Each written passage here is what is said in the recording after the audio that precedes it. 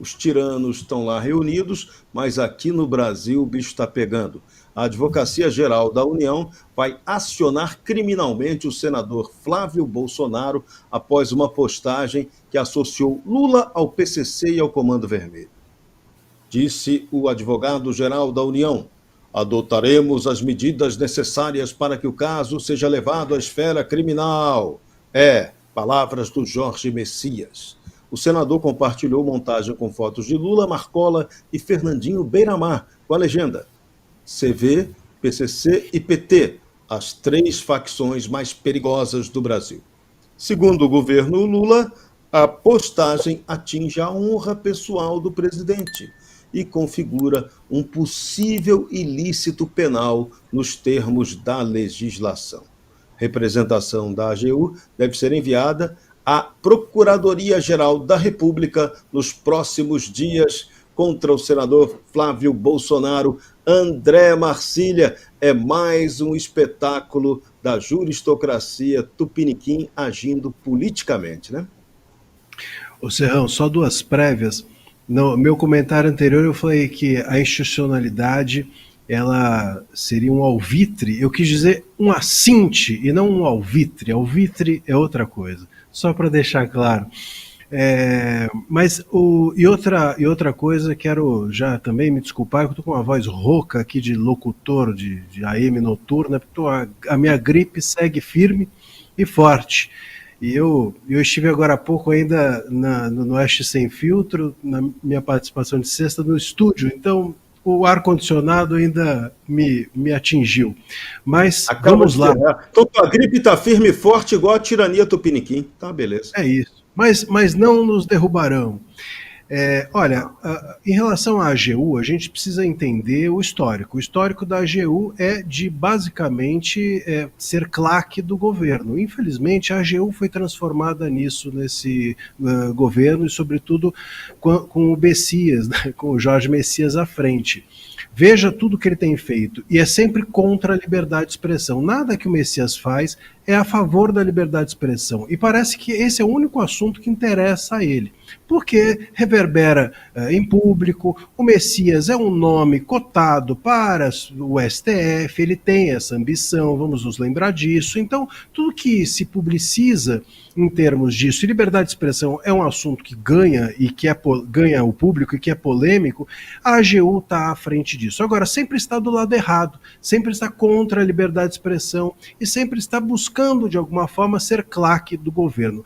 É importante a gente dizer que a AGU não é um órgão de governo e não é um órgão do Lula, portanto, é um órgão de Estado. A AGU ela não está ali para defender o Lula. Se o Lula foi atacado, veja, um meme não ataca a honra de ninguém, meme é liberdade de expressão, ponto. Agora, ainda que fosse um ataque à honra do Lula, a AGU não é o órgão competente para tratar desse assunto, por uma questão muito simples, ela é um órgão de Estado e não um órgão de governo. Então, se alguém atinge o Estado, o ente abstrato Estado, a AGU tem o dever de proteger o Estado. Mas se o governo, e pior, nem o governo, a pessoa do Lula é atingida, que nem o Lula não é o governo em si, se a pessoa do Lula é atingida, o Lula é que tem que buscar os caminhos naturais para que ele seja, enfim, ressarcido, busque os seus direitos. O Lula tem todo o direito de buscar as discussões judiciais que ele acha pertinente. Ele só não pode fazer isso com um órgão de Estado e não pode fazer isso com o nosso dinheiro. E é indesejável que todos eles façam isso colocando uma espada sobre a nossa cabeça e a cabeça de todo mundo que exerce a liberdade de expressão. Sobretudo quando essa liberdade de expressão é exercida por um parlamentar que, vamos nos lembrar, esquecidamente estão protegidos por uma tal de uma imunidade parlamentar que caiu em total desuso. Dárcio Bracarense e o governo tem agido insistentemente e implacavelmente no modelo de utilizar a juristocracia para perseguir seus inimigos políticos.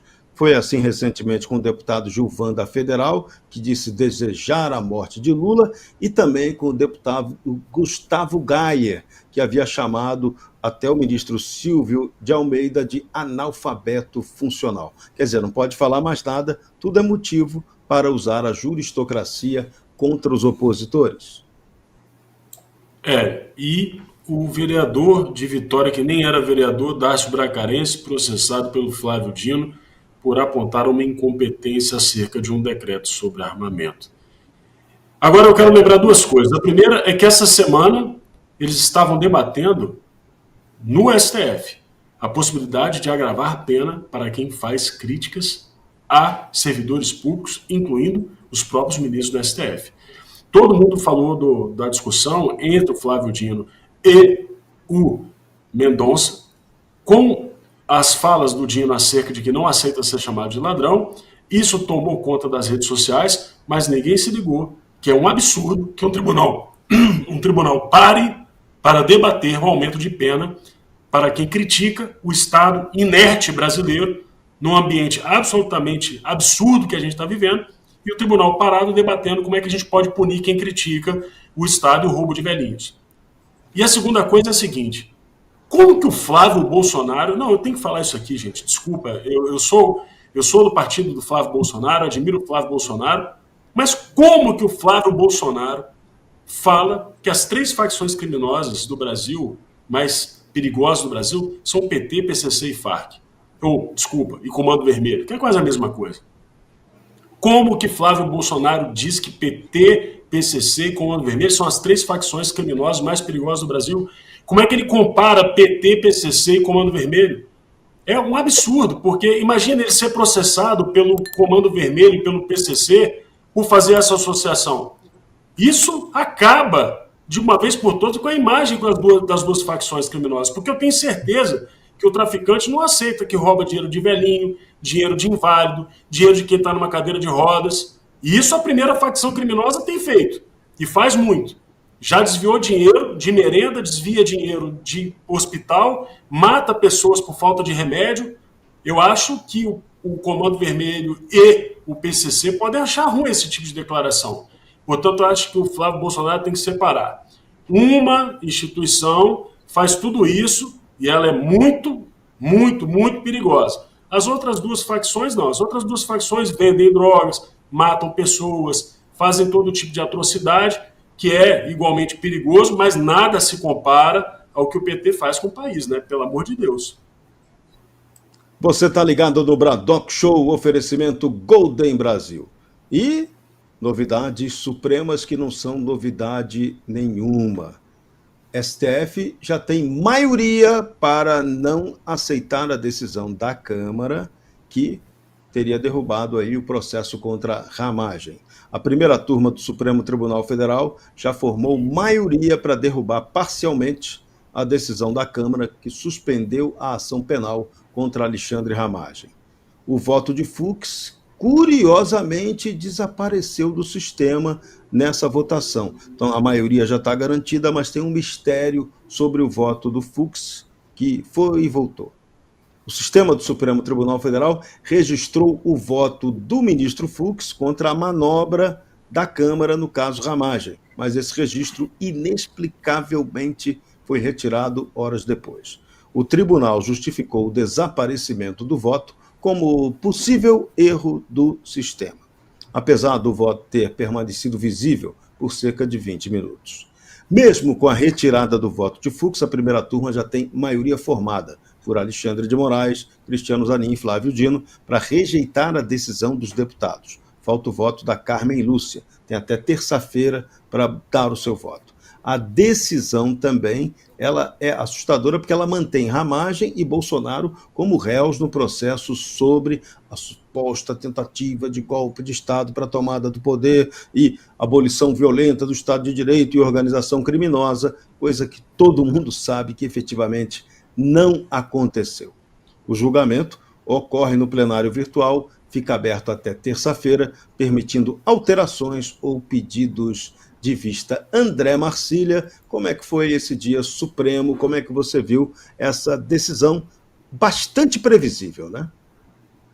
Bastante previsível, Serrão. Aliás, só pegando o gancho do Bracarense, que ele estava falando do Dino, das incoerências, Vale dizer que o Dino, que não estava que disse que era insuportável ser chamado de ladrão, não faz alguns meses disse que era normal chamar os outros de, eu não vou nem dizer porque cai a live, mas aquelas pessoas ali adeptas ao bigodinho que o Serrão tanto fala. Imagina só que tipo de coerência esse tribunal tem para tratar a respeito de qualquer relação com a liberdade de expressão. Olha, essa questão do Ramagem, o voto do Moraes, que depois foi seguido pelos demais e formou a maioria, ele se baseou no ofício do Zanin, que foi enviado ao Congresso, o que nos leva a crer que o ofício do Zanin foi feito, provavelmente, pelos ministros, ou pelo ministro Moraes, ou por uma costura entre eles. O que a gente precisa entender aqui é dois aspectos que eu acho que rapidamente a gente precisa tocar. É o seguinte, eles entendem de forma errada, de forma muito errada, o Moraes, que o artigo 53, permitindo que crimes após a diplomação apenas é que sejam suspensos, então que golpe de Estado não estaria abarcado por essa suspensão. Está errado.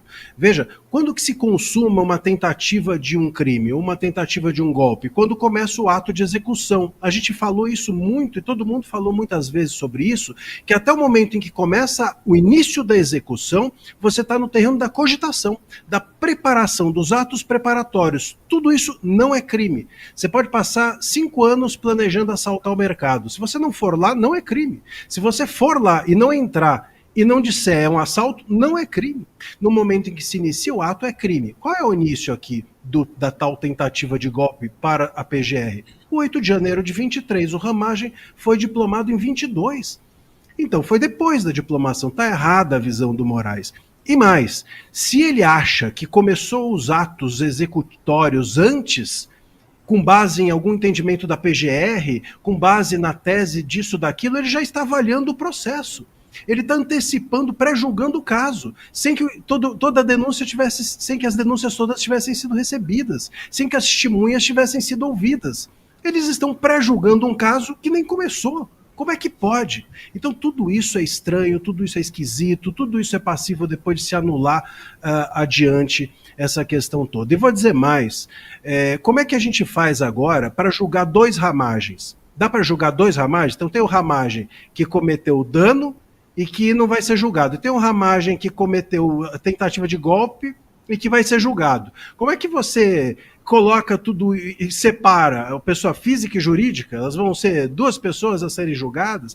E os outros que estão relacionados ao Ramagem, como é que serão julgados? De que maneira que eles podem ser julgados? Então, por exemplo, o Bolsonaro vai ser julgado por dano e está no mesmo núcleo que o Ramagem, mas o Ramagem não vai ser avaliado e o Bolsonaro sim. Mas e se a ação do Bolsonaro se relaciona com o Ramagem? Como é que o Bolsonaro vai se defender sem saber qual é a defesa do Ramagem a respeito disso? É uma loucura jurídica, inviável. O que eles vão fazer é um malabarismo jurídico, tanto a PGR quanto a STF, que a gente sabe que eles são craques nisso. Nisso, eles são craques, em malabarismo jurídico. É só isso, Serrão. O resto é conhecido. A gente espera que, se do ponto de vista jurídico não tem novidade, nenhuma expectativa positiva, do ponto de vista político, poderia muito bem o Congresso dobrar a aposta e falar assim, vocês vão se meter na nossa pauta aqui, então vamos pautar a anistia. Se eles julgam inconstitucional a anistia, então vamos pautar o impeachment. E vamos ver até onde vai a sede e a ambição do STF de se intrometer nas pautas do Legislativo. Mas para isso a gente precisa ter um Congresso forte. Será que temos? Me parece que não. O Partido dos Trabalhadores entrou com uma ação de danos morais contra o governador Romeu Zema após críticas sobre escândalo de fraudes no INSS. O processo exige uma indenização de R$30 mil e exclusão da postagem em rede social em que Zema questiona por que apenas um ministro foi demitido após o desvio de 6 bilhões dos aposentados e pensionistas. O PT alega que as declarações do governador são falsas e prejudicam a imagem da legenda, ignorando completamente a gravidade desse escândalo.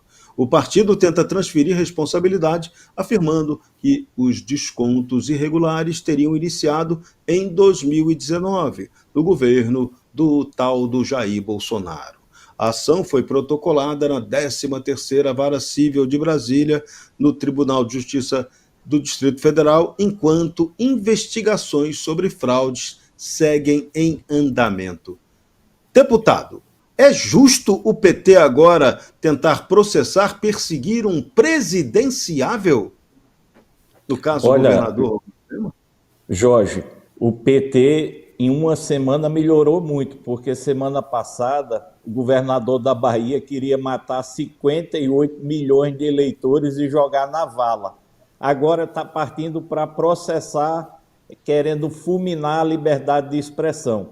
Mas já foi um grande avanço. Você imagina se levasse a cabo o que o governador da Bahia, o estado mais violento do Brasil, declarou.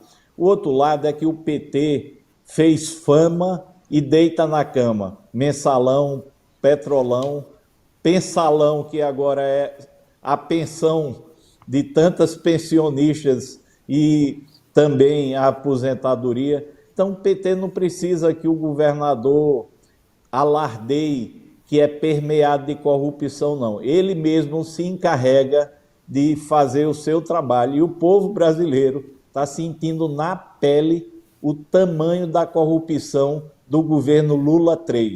É claro que nós sabemos que muitas vezes há o aparelhamento do judiciário, mas com um mínimo de responsabilidade, o juiz não deveria aceitar nem a inicial desse pedido. Afinal de contas, ninguém xinga mais, ninguém vai mais contra a ética, ninguém se acha mais dono da verdade, ninguém ataca tanto quanto o pessoal do PT.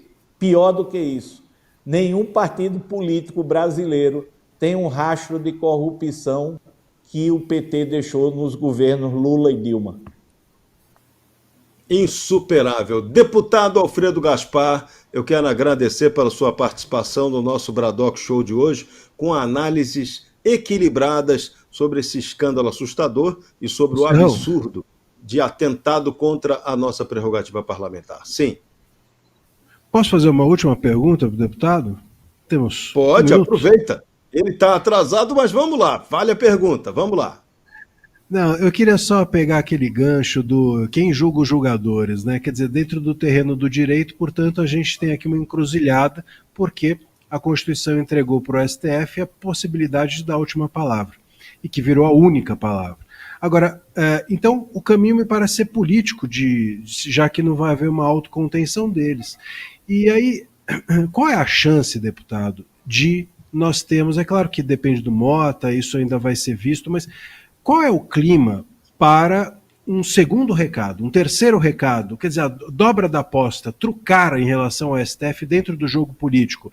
Vamos então pautar a anistia, como eu tinha até comentado antes, vamos pautar o impeachment, se eles continuarem resistindo, vamos fazer uma PEC, enfim, até onde o senhor acredita que o Congresso tem fôlego para uma disputa política com o STF? Olha, esse não seria o melhor dos cenários, mas quem está procurando isso é o Supremo Tribunal Federal. Acredito que chegamos a um ponto de ruptura. Nós não podemos mais retroceder. Nós temos que chegarmos a um consenso interno. Que tamanho o parlamento deseja ter na Constituição e no país? Se quer ser um parlamento subjugado, vamos deixar tudo como está. Se quiser ser um parlamento independente, altivo, defensor da harmonia e da independência, nós temos muitas ferramentas em prol de um Brasil mais democrático, em prol de um Brasil com os poderes harmônicos, em prol de um Brasil em que nenhum poder se sobrepõe a outro. Deputado, eu ia mandar o senhor embora, mas eu vou revogar o meu ato em decisão monocrática. O senhor pode ficar até o final do programa, não pode? Olha, até o final eu não tenho como, porque eu tenho um compromisso e adiei um pouco esse compromisso para estar com vocês. Mas vou ficar até quando puder. Para mim é uma satisfação então, daqui a pouco, grande. Então, legal. Obrigado aí pela tolerância. Sepúlveda, você que precisa sair, mas antes eu quero uma análise sua sobre uma outra história que está também pegando mal. Balanço divulgado nesta sexta-feira pelos Correios revelou um rombo bilionário, muito acima dos 633 milhões registrados em 2023. Das 10.600 unidades de atendimento da estatal, apenas 15% operaram com lucro no ano passado. E a receita com serviços do Correio caiu para 18,9 bilhões, menor valor desde 2020, quando a empresa arrecadou 17,2 bilhões. Outros custos operacionais também aumentaram para 15,9 bilhões, impulsionados por despesas de pessoal que chegaram a 10,3 bilhões. Despesas administrativas também dispararam, recorde, 4,7 bilhões, 655 milhões a mais que no ano anterior. Meu caro Sepúlveda, esse é o modus desgovernandi do PT nas estatais? Esse prejuízo é por má gestão, incompetência ou indício de que tem maracutaia nessa modalidade de gestão estatal? Olha, a pergunta que eu me faço quando vejo esses números do Correio é se as pessoas não se lembram como é que começou lá atrás. O desvendar-se da máquina corrupta do PT foi nos Correios. Por que as pessoas não pensam nisso outra vez? Por que nós temos uma Itaipu também afundada em dívidas, etc. Eu me pergunto o seguinte: quando o Lula grita o petróleo é nosso, a Petrobras é nossa, o Correio é nosso, etc., é nosso mesmo ou é deles? Quer dizer, quando ele diz é nosso de quem? No fundo, eu não sei como é que até agora não se levantou esse problema. Será que isso é apenas uma má administração? Ou será que isso é uma repetição, como diria o Alckmin, né? Todos voltando à cena do crime, né? E às cenas do crime, né? Eu, sinceramente, tenho pensado muito que foi nos Correios que começou e parece que é nos Correios que está havendo de novo. E lembram-se que os ministros do Lula queriam expulsar Ubers e outras coisas do Brasil, dizendo que os Correios iam atender. Né? Daqui a pouco os Correios trarão a cartinha do impeachment do Stalinácio. Vamos torcer por isso. Você precisa assistir o melhor canal de notícias do Brasil. O programa que fala de tudo, que deixa você informado sobre tudo o que acontece no Brasil e no mundo. Ao vivo, todos os dias, no YouTube. Clique aqui e se inscreva.